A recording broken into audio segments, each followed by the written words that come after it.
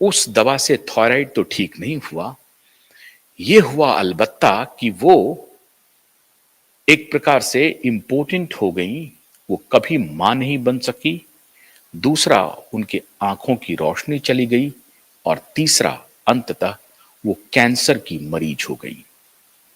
लेकिन आज तक हमें आपको यही बताया गया कि साहब वो तो अमेरिका गई थी, अमेरिका में भी डॉक्टरों ने उनका ठीक से इलाज नहीं किया। मधुबाला के बारे में, मधुबाला को के हार्ट में होल था, जिसको हिंदी में कहते हैं दिल में सुराख। दिल में छेद था और दिल में छेद होने की वजह से वो ऑक्सीजन और जो ब्लड का जो सप्लाई होता था उसका कुछ प्रॉब्लम था, और वो फिर बाद में खून की उल्टियां करने लगी और इस वजह से फिर उनका हार्ट ट्रांसप्लांट नहीं हो सकता था। कहा गया कि 7 साल दूर है, मतलब 7 साल लगेंगे अब हार्ट प्लांट ट्रांसप्लांटेशन का, जो अभी दुनिया में अभी कोई हार्ट ट्रांसप्लांट नहीं हुआ है। सिर्फ और सिर्फ हार्ट ट्रांसप्लांटेशन ही उनका इलाज था। मीना कुमारी के बारे में कहा गया कि इतनी शराब पीती थी, मेंटली काफी वो स्ट्रेस थी, इसकी वजह से उनको लीवर सिरोसिस डेवलप कर गया और आखिरकार वो भी लीवर की बीमारी से गुजर गई। आज इन सारी बातों पर से पर्दा उठा रहा हूं। इन फार्मा माफियाओं ने गलत इलाज के नाम पर गलत दवाई चलाई, गलत तरीके से इलाज सुझाया, और ये तीनों अदाकारा हमसे आज बहुत दूर चली गई। वैसी अदाकारा जो इस देश की सिग्नेचर अदाकाराएं थी, चाहे वो साधना हो, चाहे वो मधुबाला हो, चाहे वो मीना कुमारी हो। ये तीनों एक प्रकार से भारत के लिए कोहिनूर थे, और इन तीनों कोहिनूर को इन फार्मा माफिया में, ध्यान रहे मैं एलोपैथी नहीं कहता हूं, और आज मैं अपने डॉक्टर मित्र से भी ये गुजारिश करूंगा, एलोपैथी को या उन डॉक्टरों को मुझे कुछ नहीं कहना है, लेकिन फार्मा के दबाव में जो डॉक्टर काम कर रहे हैं उन्हें जरूर एक्सपोज करना है। तो स्वागत करते हैं विशेष मेहमान आज के हमारे शो में, जो इन तीनों एक्ट्रेस को जो बीमारी थी उसका इलाज संभव था या नहीं था। इन फार्मा माफियाओं ने जो फैलाया, हर जगह आर्टिकल्स लिखे गए, आज भी आर्टिकल्स लिखे जा रहे हैं, क्योंकि आपको हमको जानकारी नहीं है और डॉक्टर इसी का लाभ उठाते हैं। वो ऐसे ऐसे कठिन शब्द आपके सामने रख देंगे जिसका उच्चारण भी आपसे नहीं होगा, और आपको लगेगा कि हमारे ये डॉक्टर तो बड़े विद्वान हैं। वो शब्दों को इस तरह से रख देंगे, अब ऐसा मेटा बायो क्या कुछ कुछ ऐसा सिस कर देंगे जो आप ठीक से उसका उच्चारण नहीं कर पाएंगे, और आपको लगेगा कि अरे बाप रे, मुझे तो बहुत गंभीर बीमारी है, और इसका इलाज तो ये जो एप्रन पहने हुए बड़े डॉक्टर्स, चमकता हुआ हॉस्पिटल है, वही करेगा। आज बारी बारी से सिलसिलेवार तरीके से तीनों एक्ट्रेस के बारे में और सो कॉल्ड मॉडर्न मेडिसिन के नाम पे फार्मा माफिया किस प्रकार से हमें लूट रहे हैं, इस पर बात करेंगे। डॉक्टर सांखला, बहुत बहुत स्वागत है। लंबे समय के बाद आज एक बार फिर आप क्यूवाइब नेटवर्क पे आ रहे हैं, बहुत बहुत स्वागत है डॉक्टर सांखला। डॉक्टर सांखला, साधना से शुरुआत करते हैं। साधना को थायराइड था, थायराइड की वजह से उनको कहा गया कि भाई आप बहुत तकलीफ में पड़ जाएंगी और भारत में तो इलाज नहीं है।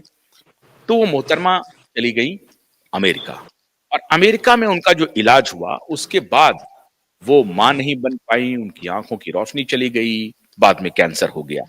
तो ये हुआ कैसे, क्या हुआ होगा? जी, जी, साधना हो या आपने जिनके नाम गिनाए वे सभी बड़ी हस्तियां हो, उनके विषय में स्पष्ट करने के पहले सभी आपके सभी दर्शकों को मेरा प्रणाम, नमस्कार।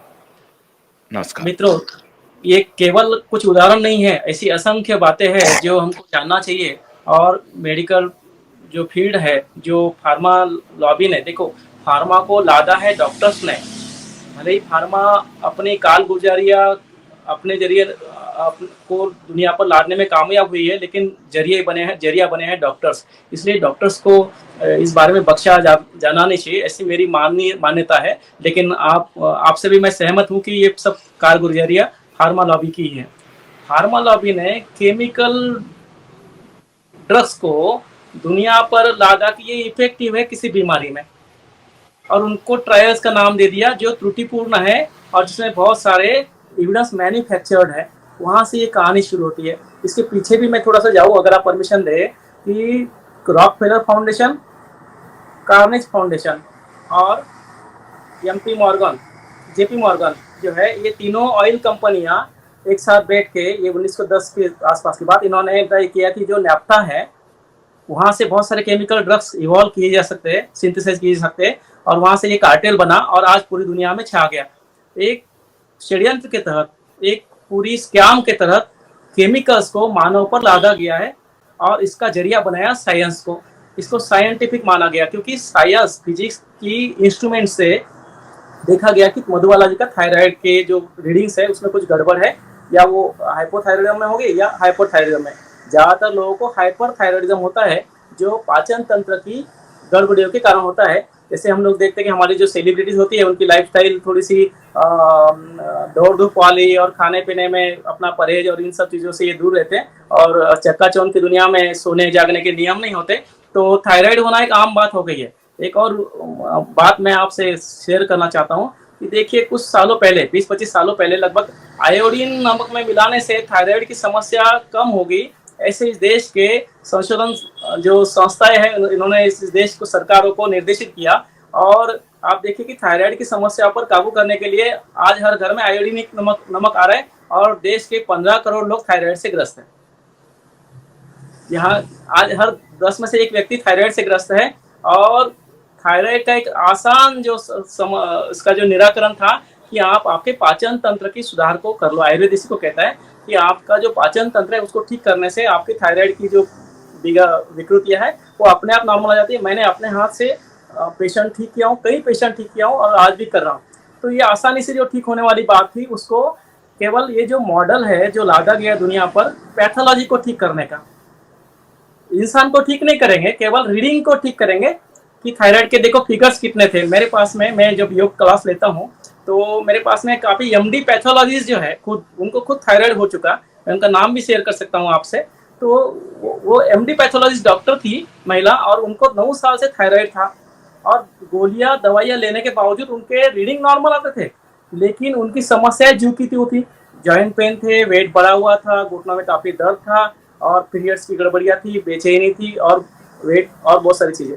तो कहते थे कि मैं तो सब कुछ ले रही हूँ लेकिन मेरा तो रीडिंग नॉर्मल है थायराइड की गोली के बावजूद, लेकिन समस्या तो वैसी वैसी, क्योंकि वो डॉक्टर थी। तो जब मेरे पास में योग और आयुर्वेद के थ्रू वो ठीक हुई करीब करीब 6 महीने में, तो उन्होंने ये जाना कि अरे ये तो अलग ही है, हम लोग जिस रास्ते से जा रहे हैं, जिस रास्ते से मधुबाला जी ने सोचा कि हम लोग थायराइड की दवाई ले लेंगे और ठीक हो जाएंगे, ये कोई रास्ता नहीं होता। साधना जी